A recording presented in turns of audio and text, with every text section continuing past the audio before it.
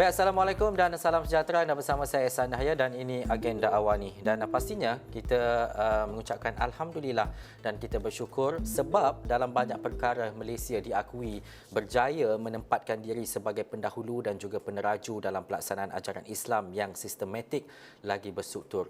Bagaimanapun dalam tempoh itu sejarah membuktikan sesebuah negara ataupun empayar besar hanya mampu bertahan dan meluas jika pemimpin khasnya dan jentera pemerintahannya tidak leka dengan pujian ataupun mudah tergugat dengan persaingan dan ancaman. Untuk kita bercakap dalam agenda awani hari ini terutamanya bagaimana peranan institusi agama Islam dan bagaimana pula untuk memperkasakannya. Jadi saya terus saja bersama dengan Datuk Dr. Afifi Al-Alakiti yang merupakan timbalan pengerusi jawatan kuasa tertinggi Majlis Raja-Raja Hal Ehwal Islam dan juga fellow Pusat Pengajian Oxford yang juga antara rakyat Malaysia yang pertama mengajar di Oxford. Assalamualaikum Datuk.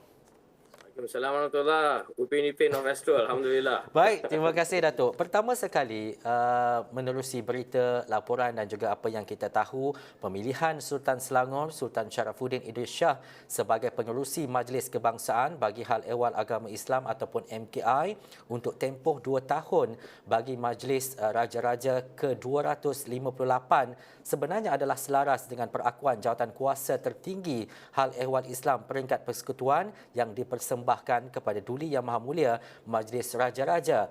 Melihat kepada perkara dan juga nilai ini, bagaimana untuk kita memahami berkaitan dengan sejarah peranan institusi-institusi raja ini terutamanya sebagai ketua agama di Malaysia?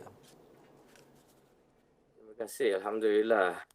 Daripada Oxford, Masya Allah, memang pemilihan Duli Yang Maha Mulia Sultan Selangor Sultan Sharafuddin Idris Shah sebagai pengurusi MKI, iaitu satu badan tertinggi di peringkat persekutuan yang ditubuhkan oleh Majlis Raja-Raja pada tahun 1968 untuk menyelaraskan pengurusan hal ehwal Islam adalah satu keputusan yang tepat yang dibuat susulan mesyuarat Majlis Raja-Raja yang ke-81 yang ke-258 baru-baru ini, Alhamdulillah.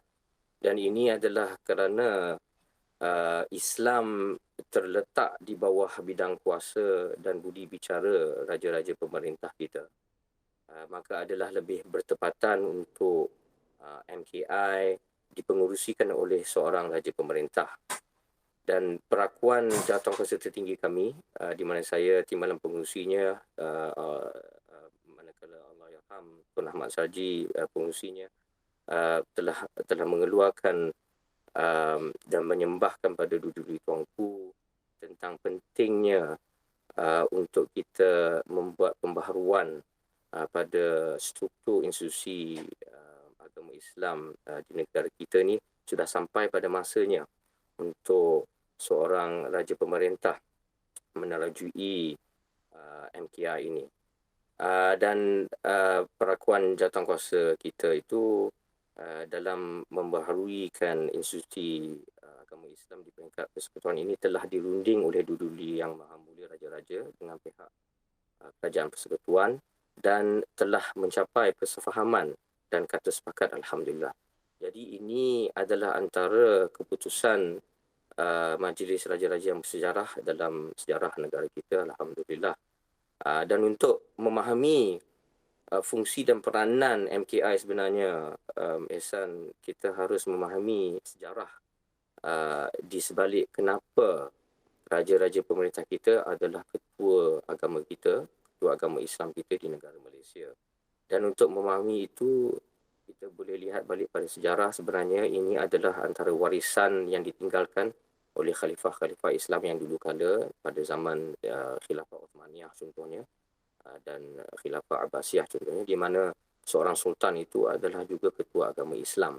Dan ini juga tidak asing dengan keadaan di beberapa negara Islam yang ada sekarang juga, contohnya seperti dari Morocco, satu negeri Islam yang beraja, sampailah ke Brunei di rantau kita, dan di Saudi Arabia contohnya. Dan Malaysia in particular, Malaysia ni di mana kita punya tradisi raja berperlembagaan adalah satu tradisi di mana kita sudah ada juga demokrasi berparlimen. Jadi raja kita raja berperlembagaan, bukan raja mutlak seperti di Brunei ataupun di Saudi Arabia. Jadi di sini raja-raja kita masih lagi, walaupun dalam bidang pengurusan negara itu tidak memainkan peranan eksekutif, tetapi di dalam bidang agama itu masih lagi mempunyai kuasa dan hak-hak mutlak budi bicara mereka pada duli-duli tuanku kita dalam bidang kuasa agama Islam itu. Jadi di sini termaktub di dalam Perlembagaan Persekutuan Negara kita dalam perkara 3/2 dan juga perkara 3/3 dan 5, di mana raja-raja pemerintah kita ialah ketua-ketua agama Islam di negeri masing-masing, dan juga yang di Pertuan Agong adalah ketua agama Islam di negeri-negeri yang tidak ada raja seperti negeri Melaka, Penang, Sabah dan Sarawak, dan juga di wilayah-wilayah Persekutuan Kuala Lumpur, Labuan dan Putrajaya. Jadi ini semua adalah sistem alhamdulillah yang memang dari dulu kala, yang bermulanya contohnya kalau di Tanah Melayu ni dari zaman Kesultanan Melayu Melaka lagi. Apabila para mesuara memasuki agama Islam menurut satu riwayat dan menjadi Sultan Iskandar Shah. Jadi bab kata seorang ulama Islam yang terkenal, Imam Ibn Khaldun, yang juga pengasas ilmu social science moden seperti ilmu sosiologi, ekonomi dan juga ilmu demografi. Dalam kaedah pemerhatian beliau mengatakan an-nasu ala dini mulukihim. Masyarakat itu dalam satu society, dalam satu negara itu contohnya, kebanyakannya akan mengikut agama raja-raja mereka. Jadi di sini apabila para mesuara masuk Islam contohnya, ataupun Megat Iskandar, anak anda dia dikatakan Megat Iskandar Shah masuk Islam, ataupun selambat Sultan Muhammad Shah, Sultan ketiga Sultan Melaka pun masuk Islam contohnya, maka rakyatnya terus berduyun-duyun masuk Islam.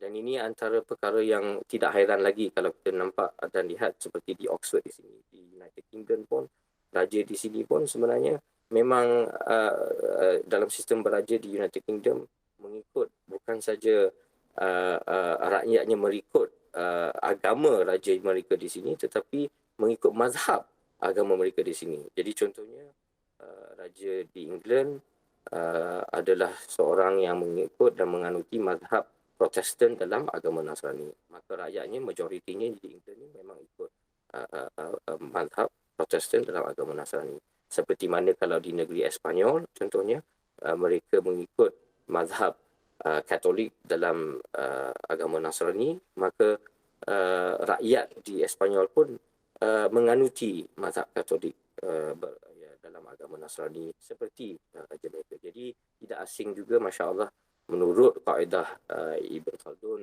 an-nasu ala dini mulukihim, dan tidak anehlah untuk kita lihat situasi sama di mana bila Sultan Melaka menjadi seorang beragama Islam dan bukan saja menganuti agama Islam tetapi bermazhab atau mengikut aliran Ahli Sunnah wal Jamaah, maka rakyatnya di Melaka mulanya dan di lain-lain negeri-negeri Tanah Melayu sampailah sekarang alhamdulillah menganuti aliran Ahli Sunnah wal Jamaah yang di Malaysia.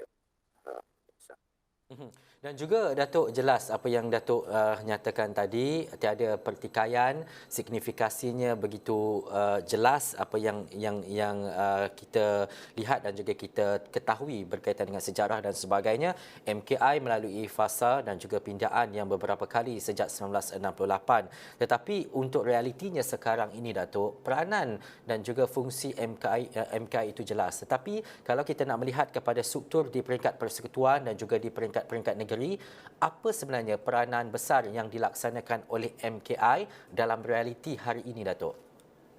Ya, jadi pada mesyuarat Majlis Raja-Raja yang ke-81 pada tahun 1968, apabila MKI ditubuhkan oleh Majlis Raja, sebenarnya isu yang besar yang berlaku pada masa itu, dan ini satu isu babak peristiwa yang berlaku sebelum saya dilahirkan pun, dan mungkin Ihsan belum lahir pun lagi. Mhm. Di mana pada zaman tu contohnya kita dah ada negeri-negeri kita, contohnya di Perak, di Johor, di Selangor ada satu isu besar di mana bila nak mengumumkan bila nak raya tu ada perbezaan nak pengisytiharan raya. Ada negeri yang kata raya hari Isnin untuk Syawal, satu Syawal ada yang kata tak nampak anak bulan, contohnya nak hari Ahad contohnya.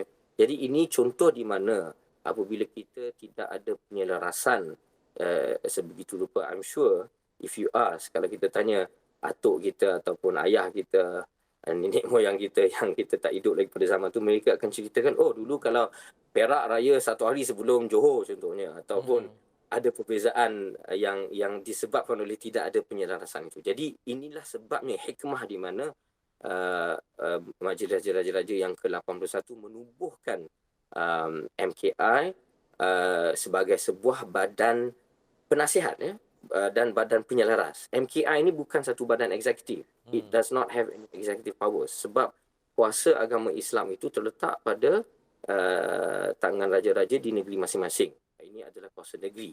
Tetapi sebagai satu badan coordination, badan koordinatif, badan penyelaras, supaya itulah sebabnya pada tahun 1968 dan ditubuhkan pada tahun 1970 apa yang dipanggil Majlis Fatwa Kebangsaan untuk ada koordinasi antara mufti-mufti antara negeri-negeri yang ada di Malaysia ini supaya kita dapat berunding bilanya contohnya nak mula Ramadan dan Syawal dan Aidul Adha dan Aidul Fitri contohnya, dan di situlah di mana kita dapat sejarah. Kalau tiap-tiap kali nak tengok pengumuman raya, Masya Allah, penyimpan mohon besar raja-raja masuk ke kacamata TV di RTM dan mengumumkan. Ini antara sebab utama kenapa diperlukan untuk penyelarasan itu. Dan termasuklah juga isu yang mungkin ada sampai sekarang, penyeragaman undang-undang contohnya. Yang selalu dikatakan untuk tengok isu had umur kahwin, contohnya dan selainnya. Jadi itulah antara perkara yang penting sebab saya nak bagi cerita sikit Ihsan, kalau di UK ni di mana kita tidak ada ketua agama Islam di Oxford contohnya di UK. Jadi bila nak masuk bab raya ni memang huru-hara. Penduduk di sini ada yang raya ikut Saudi, ada yang raya ikut Pakistan, ada yang raya ikut Malaysia contohnya. Jadi raya ni kadang-kadang sampai ada 3 hari berlainan di dalam satu bandar Oxford pun sekalipun. Jadi ada hari raya hari Isnin, ada hari Ahad ada, dan hari Selasa pun ada. Jadi inilah antara hikmah di mana pentingnya kena ada ketua agama Islam untuk menetapkan perkara-perkara di mana masyarakat Islam itu dapat membuat bersama seperti perayaan dan seperti mengeluarkan kalender untuk menetapkan kiblat. Ini antara perkara fardu kifayah yang mesti ditetapkan oleh ulul amri itu sendiri menurut agama kita. Dan juga Datuk, siapa yang berada dalam MKI ini? Siapa keanggotaannya, Datuk? Jadi secara amalan sebelum ini pengurusi MKI disandang oleh Yang Amat Berhormat Perdana Menteri. Jadi daripada tahun 1968 itu almarhum Tunku Abdul Rahman selaku Perdana Menteri kita yang pertama juga menjadi pengurusi MKI kita yang pertama. Sampailah sekarang di mana keputusan Majlis Raja-Raja yang ke-258 ini pada 10 hari bulan Mac tahun 2022 ini adalah satu keputusan yang penting sebab di sinilah kita lihat pembaharuan di mana Duli Yang Maha Mulia salah seorang daripada raja-raja kita, raja penguasa kita yang akan menjadi pengurusinya. Jadi pengurusinya sekarang ialah Duli Yang Maha Mulia Tuanku Sultan Selangor, dan timbalan pengurusinya adalah Yang Amat Berhormat Perdana Menteri. Dan di dalam MKI ini, sebab ini adalah satu coordinating body dan ahli-ahli lain terdiri daripada wakil-wakil tiap-tiap negeri yang dilantik terus oleh Duli Yang Maha Mulia raja-raja bagi negeri masing-masing.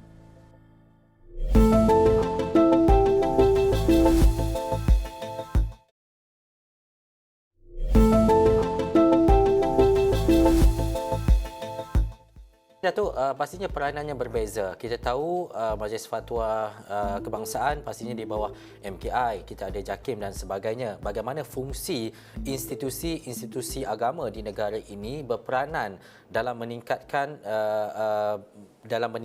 ummah seterusnya. Antara perkara-perkara yang boleh kita melihat kepada bagaimana untuk memperkasakan dan juga memperhebatkan agama Islam di Malaysia khususnya, Datuk. Ya, dan dalam hal ini, since you mention Majlis Fatwa Kebangsaan, walaupun ditubuhkan pada tahun 1970 dan dinamakan Majlis Jawatankuasa Fatwa untuk Majlis Kebangsaan ni, MKI ni, pada mesyuarat Majlis Raja yang baru-baru ini, istilah nama Jawatankuasa itu pun sudah diubahkan supaya untuk elakkan daripada kekeliruan masyarakat, sebab isu fatwa ni contohnya, untuk pengeluaran fatwa adalah bidang kuasa negeri. Ini bukan bidang kuasa di peringkat persekutuan. Jadi nama Jawatankuasa Majlis Fatwa Kebangsaan itu sudah ditukar menjadi Jawatankuasa Muzakarah Mufti-Mufti seluruh Malaysia. Contohnya. Jadi di sinilah di mana ada satu body untuk merunding apa nak keluar dalam pengambilan hukum ataupun dalam diskusi hukum, tetapi akan balik pada negeri masing-masing. Jadi di sini adalah contoh pembaruhan yang berlaku susulan daripada mesyuarat Majlis Raja-Raja yang baru ini. There is a lot of systemic changes that have taken place, that have been organised as a result. Dan contoh yang ini adalah penting sebab selalunya orang keliru dari segi bab fatwa ni, sama ada JAKIM keluar fatwa ke tidak. JAKIM tidak ada kuasa untuk mengeluarkan fatwa. Ini adalah penting kita faham. Dan negeri masing-masing yang memang ada kuasa untuk keluarkan fatwa. Malah di sini bila kita lihat nama baru untuk Majlis Fatwa Kebangsaan ialah Jawatankuasa Muzakarah Mufti-Mufti seluruh Malaysia, itu mencerminkan komposisi jawatankuasa itu sendiri. Walau bagaimanapun, JAKIM masih lagi menjadi sekretariat, untuk bukan saja Jawatankuasa Muzakarah Mufti-Mufti seluruh Malaysia, di old name Majlis Fatwa Kebangsaan itu, tetapi juga untuk MKI itu sendiri. Jadi di sinilah dalam proses di mana tertibnya pihak Jabatan Kebajuan Islam Malaysia iaitu JAKIM, mereka menjadi satu urus setia dan sekretariat untuk MKI itu sendiri. Dan di MKI itu pun perkara-perkara yang dibincangkan adalah sebenarnya perkara-perkara dasar untuk agama kita. Dan ini adalah perubahan yang penting apabila antara salah satu maqasid, salah satu objektif kenapa ada pembaruan yang baru ini ialah ini adalah satu peluang yang bersejarah untuk betul-betul melakukan perubahan, penambahbaikan dan penstrukturan semula ni untuk agama kita, agama Islam di peringkat persekutuan, sebagai satu langkah utama untuk mengelakkan Islam daripada terus dipolitikkan di negara kita.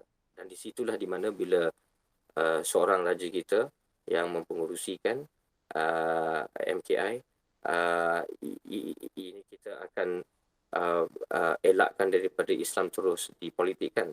Dan bila saya kata untuk mengelakkan Islam daripada terus dipolitikkan, tidak bermakna di sini iaitu Islam ni tak ada kaitan dengan politik. Bukannya maksudnya di sini. Cumanya maksudnya di sini ialah kita tidak mahu Islam diparti politikkan. Sebab tiap-tiap parti politik yang ada di Malaysia ni memang mereka ada ijtihad, mereka ada pandangan mereka sendiri tentang apa polisi yang seharusnya dibuat. Dan dalam kacamata mereka mungkin polisi ini lebih Islamik, atau itu lebih Islam, itu lebih Islamik, atau ini lebih Islamik.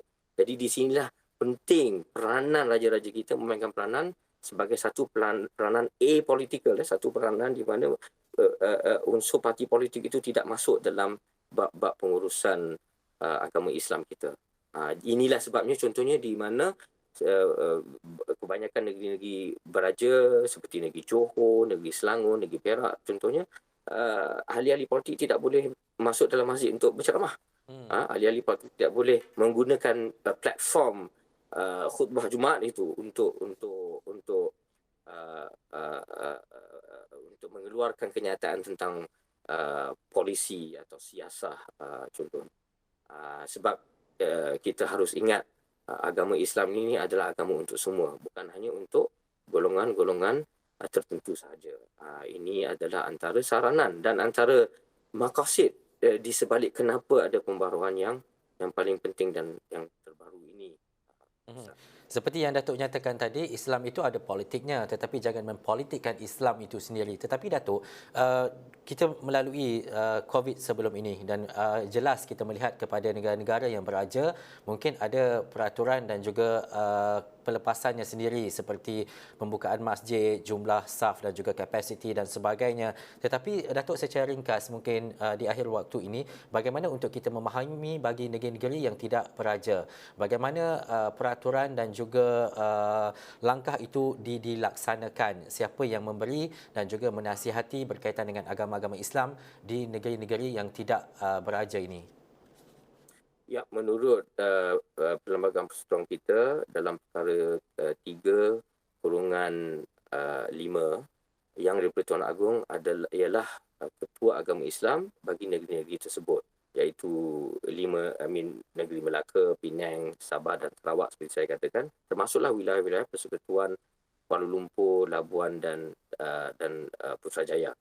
Jadi di negeri-negeri tersebut, Tuanku Agong, basically our king, is the raja and mempunyai kuasa bidang kuasa Islam, dan budi bicara agama Islam itu terletak pada tampuk pemerintahan baginda.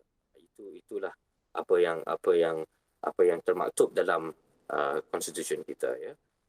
Kalau kita tengok sejarah perjalanan JAKIM ni, sebenarnya daripada mula lagi tahun 1968 bila MKI ditubuhkan, memang JPM, Jabatan Perdana Menteri itu memang menjadi sekretariat untuk MKI itu. Mulalah dengan seorang dua pegawai yang daripada Jabatan Perdana Menteri. Lepas tu pada tahun 1974 dinaik tarafkan jadi bahagian agama di Jabatan Perdana Menteri di JPM. Dan 10 tahun kemudian pada tahun 1984 menjadi bahagian hal ehwal Islam atau dipanggil dengan akronim BAHIS pada tahun 1984. Dan akhirnya pada tahun 1997 dinaik tarafkan sekali lagi, jadilah Jabatan Kemajuan Islam Malaysia JAKIM. Itu 1997. Tetapi di Malaysia ni sampai tahap itu sajalah. Ni Jabatan JAKIM ni jadi urus setia saja, sekretariat untuk MKI yang terletak di bawah Majlis Raja-Raja. Di Malaysia ni tidak macam Indonesia boleh ada Kementerian Agama contohnya. Di sini tidak boleh, sebab di sini bukannya duli tuanku kita adalah ketua agama Islam di negeri masing-masing, dan di negara kita. Bukan seperti kalau di Indonesia bila ada Kementerian Agama, sebab di sana tidak ada raja-raja. Jadi ini satu perkara yang sejarah yang kita harus amati dan fahami. Ada had bidang kuasanya. JAKIM tidak ada kuasa untuk menentukan contohnya polisi untuk agama Islam. Dan di sinilah di mana MKI sendiri sebagai satu badan penasihat Majlis Raja-Raja dan satu badan penyelaras ni yang akan look into the policies and things like that. Bukan JAKIM. JAKIM is just the implementer, the urus setia, the secretariat. Jadi kita nak lihatkan daripada pembaruhan yang baru ini. Kalau dulu kalau kita ada satu kerajaan keluarkan polisi Islamnya, katakanlah contohnya Islam Hadari. Lepas tu tukar kerajaan, lepas tu ada polisi dasar Islam yang baru pula, Wasatiyah ke. Lepas tu ada tukar dasar baru jadi Rahmah, Rahmatul Alamin and so on and so forth. Jadi di sini tidak ada masalah dengan polisi sebegitu, tetapi ini memerlukan perkenan Majlis Raja.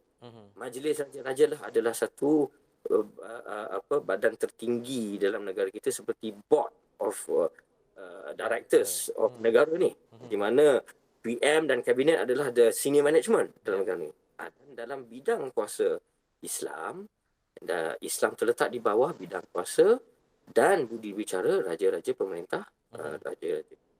Jadi di sini kita harus ingat dari segi struktur dan pemahamannya di situ. Jadi penting memang kena ada satu badan penyelaras dan Badan Penasihat di peringkat persekutuan supaya pembangunan hal ehwal Islam di Indonesia dapat dikontinukan seperti pembangunan ini kita dah nampak isu halal apa bahasa Melayu dia pengantarbangsaan industri halal itu contohnya. Jadi seperti you mention in your introduction tadi, Ehsan, memang Malaysia salah satu negara yang menerajui perkembangan model untuk pengurusan agama Islam tu. Jadi halal is an example of that. Jadi tanpa ada badan penyelaras ini, MKI dan JAKIM sebagai sekretariatnya, we won't be able to basically develop di halal industry or Islamic finance, perbankan Islam contohnya, and all the other bits, di mana Malaysia memang terkenal di mata dunia. Jadi alhamdulillah di sini penting untuk raja-raja kita, memang alhamdulillah memang mereka memainkan peranan sebagai ketua-ketua agama Islam di negeri-negeri masing-masing, dan menurut perlembagaan persekutuan kita di mana Islam adalah agama bagi persekutuan, di situlah di mana adanya badan seperti MKI untuk menyelaraskan perkara ini. Baik. Datuk, kalau kita bercakap berkaitan dengan bagaimana sebuah pokok untuk dia kekal berdiri teguh adalah disebabkan oleh akar tunjangnya, bagaimana sebuah rumah kukuh dengan strukturnya disebabkan oleh tiang serinya, begitulah kukuhnya bagaimana untuk kita melihat kepada institusi agama Islam di Malaysia dengan adanya Majlis Kebangsaan Hal Ehwal Agama Islam ataupun MKI. Datuk, itu saja waktu yang kita ada. Mungkin ada bicara ataupun diskusi panjang lagi dengan Datuk selepas ini. Terima kasih saya nak ucapkan kepada Datuk Dr. Afifi Al-Akiti, Timbalan Pengerusi Jawatan Kuasa Tertinggi Majlis Raja-Raja Hal Ehwal Islam dan juga Fellow Pusat Pengajian Oxford. Langsung dari Oxford ketika ini. Sekian dulu saya Ehsan Haya, Agenda Awani. Assalamualaikum dan jumpa lagi.